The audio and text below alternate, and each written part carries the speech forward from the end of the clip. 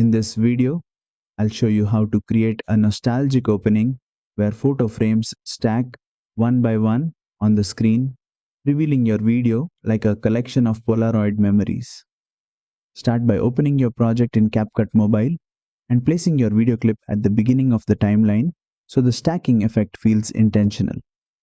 Tap on the video clip to select it. From the bottom toolbar, tap on Animation to access the animation settings. Now, switch to the In tab, which controls how your video appears at the start. Scroll through the animation list until you find Polaroid stacking, then apply it.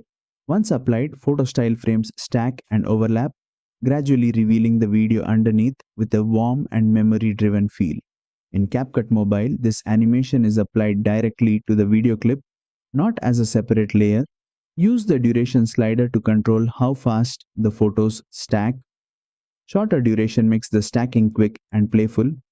Longer duration slows it down, creating a more emotional and cinematic build-up.